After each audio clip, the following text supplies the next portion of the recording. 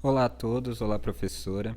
Esse é o nosso trabalho sobre implementação em Python do Multilayer Perceptron, que é um algoritmo de classificação baseado em inteligência artificial, para classificar 7 letras, conforme o enunciado da matéria de IA de 2022. Segue então o trabalho, espero que aproveitem. Vou começar falando da nossa amostragem. Ela está dividida em 3 grupos, sendo eles o dataset sem ruído, o dataset com pouco ruído e o dataset com muito ruído,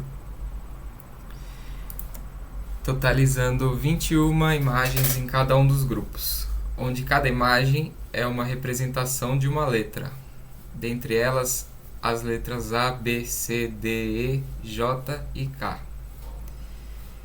O dataset está representado da seguinte forma: essas colunas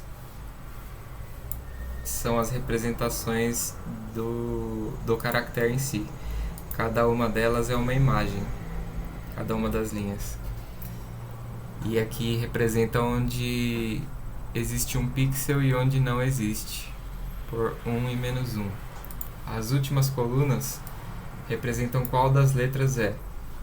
Essa primeira coluna representa que essa imagem é a letra A, essa é a da letra B e por assim vai.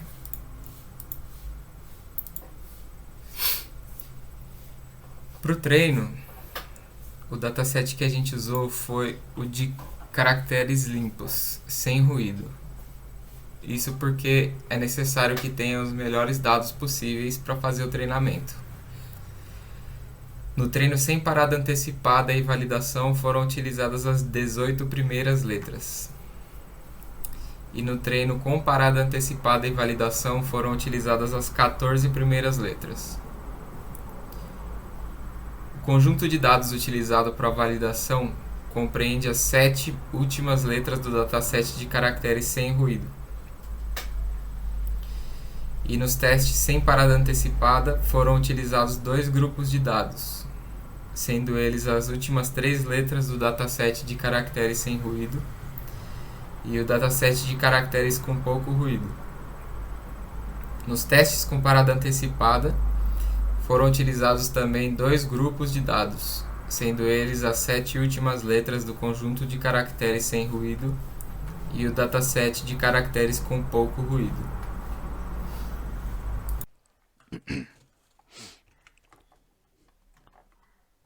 É, Olá, eu sou o Gustavo, sou um dos integrantes do grupo do EP e vou estar responsável por estar mostrando aqui a versão do treinamento que não faz uso da parada antecipada.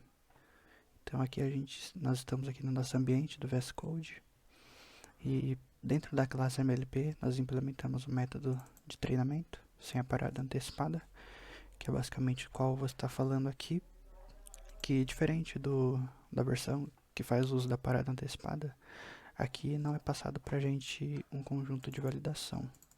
Então, como parâmetro do treinamento, nós apenas precisamos do conjunto de treino, que é representado pelas entradas e pelas saídas.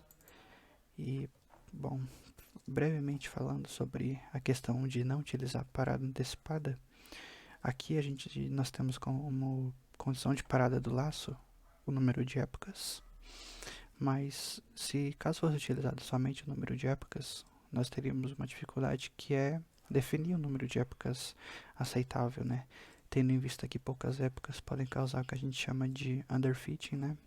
Onde a rede praticamente não aprende o suficiente, ou um número de épocas grande demais causando o overfit, né? O sobreajuste, que é basicamente o caso em que a rede ela decora os dados de treinamento.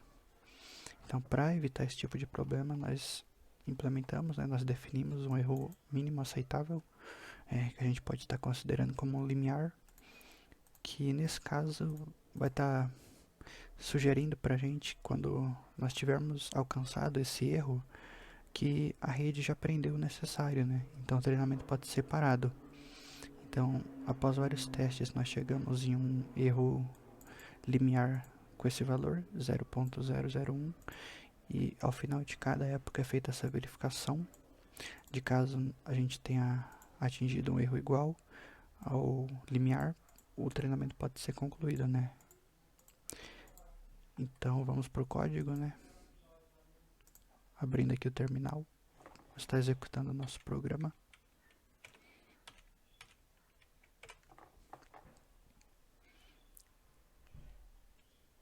Inicialmente passando o número de neurônios, camada escondida. Vamos estar colocando 35 neurônios. A taxa de aprendizado, no caso do treinamento sem parada antecipada, ela é fixa. Ela não é alterada com o passar das épocas. Então vamos colocar 0.3.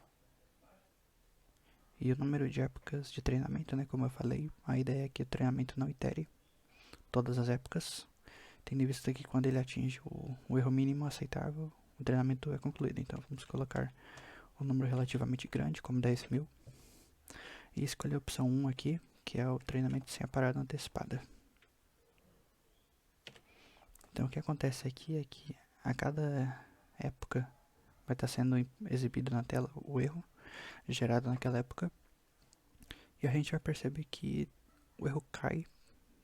Pouco a pouco ele vai reduzindo cada vez mais no decorrer das épocas, até que vai chegar um ponto em que nós vamos chegar no erro mínimo e o treinamento vai ser concluído.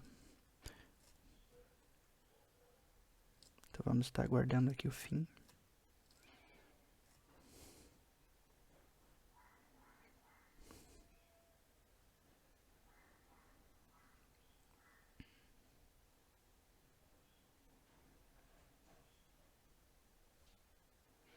Nesse caso é executado um número relativamente grande de épocas, né?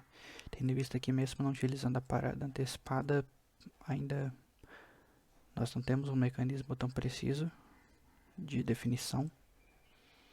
Mas nós vamos estar chegando exatamente no erro esperado, né? Então aqui, mesmo colocando 10.000 épocas, o algoritmo parou mais ou menos na metade, né?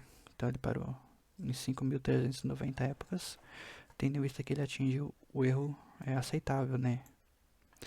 E levou cerca de 1 minuto para estar rodando.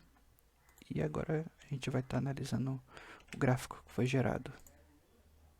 Gráfico relacionado aos erros gerados nas épocas, né? Então vamos estar olhando aqui nesse caso, ó. A gente percebe que de fato está ocorrendo a minimização do erro, né? Tendo isso aqui, ele começa alto e nas primeiras 1.000 épocas, mais ou menos, ou 500 épocas, tem uma queda brusca dos erros, até que ele chegue a um ponto de convergência, né? Que isso ocorre lá para o caso dos 3.000, 5.000 épocas, né? Então, basicamente, esse gráfico gerado após o treinamento, e esse foi o resultado do nosso treinamento Qt versão sem parada antecipada. Olá pessoal, eu sou o Matheus, eu faço parte do grupo. Eu vou falar com vocês sobre o treinamento com parada antecipada. Eu não vou entrar em muitos detalhes do código aqui, porque a gente vai ter o segundo vídeo que vai falar sobre isso, então vou deixar para ele. O meu objetivo aqui é falar um pouco sobre a parada antecipada, alguma coisa que a gente fez específico. Então, a parada antecipada, ela funciona colocando um dataset de validação junto com um dataset de treinamento. Então a gente pode ver aqui que a gente tem dois conjuntos de entrada e saída, duas entradas, duas saídas. Isso é porque, enquanto a gente treinar é o quê? Treinar por backpropagation é você diminuir o erro do seu dataset de treino. Só que nem sempre isso significa que você está diminuindo o erro para o problema geral que você quer resolver. Nosso caso é prever letras, essas 7 letras. Bem, então um jeito de prevenir isso é com a parada antecipada por validação, que você pega um dataset paralelo, que o Victor já explicou qual que é o nosso, mas ele é um recorte do dataset de treinamento. E esse dataset paralelo, ele vai sendo batido, no sentido que ele vai sendo previsto, a gente usa um modelo nele, toda iteração, e vai vendo se o erro dele também está diminuindo, não só o do treinamento. Quando o erro de validação aumenta nesse processo, a gente entende que o modelo está sofrendo um overfitting, que significa que ele está sendo adaptado somente para o dataset de treinamento e não para o problema geral. Então a gente para a partir dali. A única coisa que eu queria destacar, eu falei a toda iteração, mas o jeito que a gente fez é a cada 10 iterações, para diminuir um pouco o peso de fazer essa validação durante o treinamento. Eu vou rodar o código agora pelo main, para a gente ver como isso funciona na prática no nosso código. Então a gente tem aqui, esse daqui é o meu console, ok? Poderia ser um console no Windows, mas eu prefiro ver por aqui. Então, número de neurônios na camada escondida 35, taxa de aprendizado eu vou de 0,3. Número de épocas eu vou pôr bem alto, porque a ideia é que pare, então eu vou confiar que ele vai parar. Vou botar aqui, sei lá, 100 mil. Treinamento com parada antecipada, opção 2. E ele vai treinando, vai mostrando os erros da época pra gente. E aqui a gente pode ver que ele parou no 350. Isso daqui é uma parada bem precoce, digamos. Eu já vi esse código rodando até 1500 algumas vezes.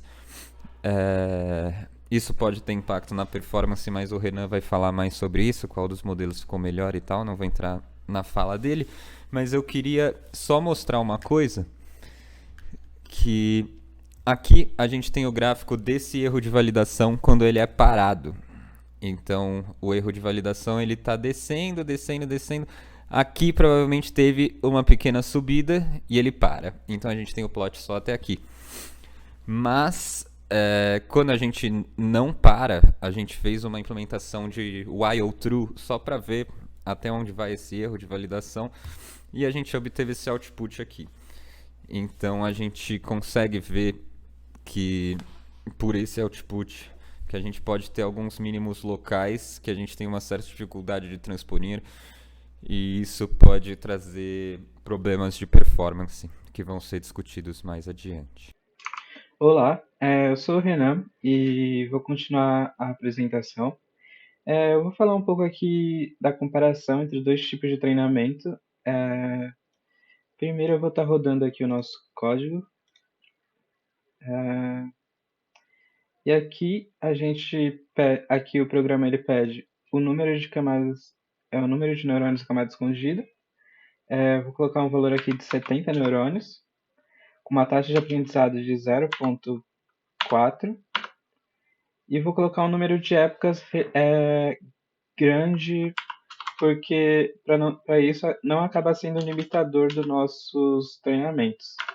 Então, para o caso do treinamento 1, o sem parada, a gente vai ter um limiar ali de erro que o nosso modelo precisa chegar no mínimo. Então, a partir daquele mínimo, ele não vai rodar mais. E no segundo caso, com parada antecipada, a gente tem o conjunto de validação para ser o nosso ponto de corte. Aqui eu vou digitar a entrada 1 para a gente ver o treinamento sem a parada antecipada, iniciando o treinamento. E aqui a gente vai ter a fase 1 de testes. Aqui na fase 1 de teste a gente usa apenas 3 caracteres. Tivemos 3 acertos e 0 erros. No segundo teste tivemos 18 acertos e 3 erros, uma acurácia de 85%. E no terceiro teste tivemos 95% com 20 acertos e 1 erro. Então a gente pode ver aqui uma acurácia até que grande, só que a gente também pode observar que são poucas entradas, tanto no teste, tanto no treino, né? E agora a gente vai ver o com parada antecipada. Então, para ver com parada antecipada, a gente vai digitar a entrada 2. E aqui a gente tem um novo treinamento, que é feito com um conjunto paralelo. E a gente vai correr para os testes. A gente teve aqui 7 caracteres, 6 acertos e 1 erro. No segundo teste, tivemos 16 acertos e 5 erros.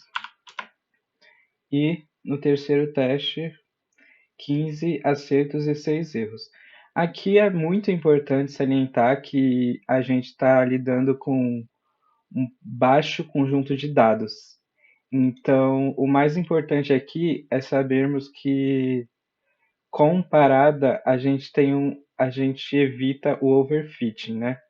Porque o sem parada a gente não sabe o que está acontecendo, o algoritmo fica cada vez mais enviesado, e apesar de ele mostrar maior acurácia com valores da nossa base de teste, para outros valores do dia a dia, ele não vai acertar tanto quanto o nosso modelo comparado vai acertar.